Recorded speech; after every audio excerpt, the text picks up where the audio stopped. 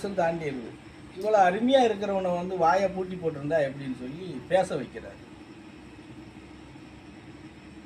சரியா? இந்த மாதிரி ஒரு டீயை கொடுத்து சாப்பிட வச்சு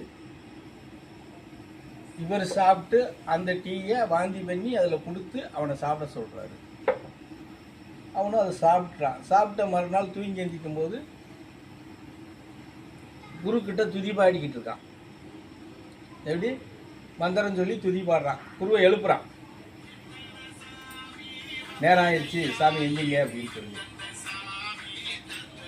அப்போ எந்திரிச்சு பார்க்குறாரு. ரைட், பையன் சரி வந்துட்டா அப்படின்னு சொல்லி.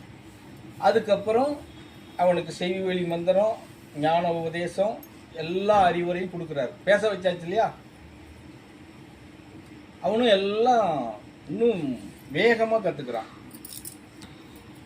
கற்றுக்கிட்டு ஒரு நாள் 2 பேர் இப்படி உட்காந்து ஒரு ஏதோ அன்னை பராசக்தியை பற்றி ஒரு உபதேசம் கொடுத்துக்கிட்டு இருக்கிறாரு. அப்போ இவன் அப்படின்னு இப்படி தட்டுறான். அவர் எதிர உட்காந்து உபதேசம் கொடுக்குறாரு. அப்படியே முறைச்சு பார்க்காரு. நான் என்ன பண்ணிக்கிட்டு இருக்கேன், நீ என்ன பண்ணிக்கிட்டு இருக்க? இல்லை குருவே, அது திருச்சி என்ன கோயில்? இல்லைப்பா, ஸ்ரீரங்கம். ஸ்ரீரங்கத்தில் நடனம் ஆடிக்கிட்டு இருக்கிற பெண்மணி புடவையில் குத்துவிளக்குலேருந்து தீ பிடிச்சிருச்சு, அதை அணைச்சிக்கிட்டு இருந்தேன் குருவே அப்படின்னு சொல்கிறேன். இங்கே இருக்கிறது எங்கே இருக்காங்க? ஸ்ரீகுண்டம் எங்கே இருக்குது? இங்கே எங்கே இருக்குது இது? ஓ சரி. அப்போ அப்படி பார்க்குறேன். பார்த்துட்டு சரி, இவனுக்கு வந்து அடுத்த ஃபைனல் பரீட்சை வைக்கணும் அப்படின்னு முடிவுக்கு வந்துடுறாரு. மறுநாள் காலையில் எந்திரிக்கிறாரு.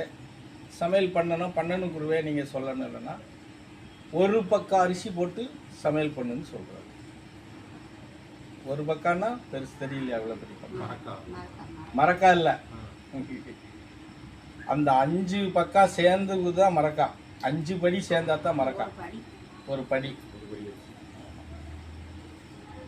அது படிங்கிறது இங்கிலீஷ் வார்த்தை, பக்காங்கிறது தமிழ் வார்த்தை. சரியா? இன்னும் சொல்ல போனா அதுக்கு பேரு நாளின்னு பேரு. புரியுதா? நாளின்னு பேரு. டாலிய மரம்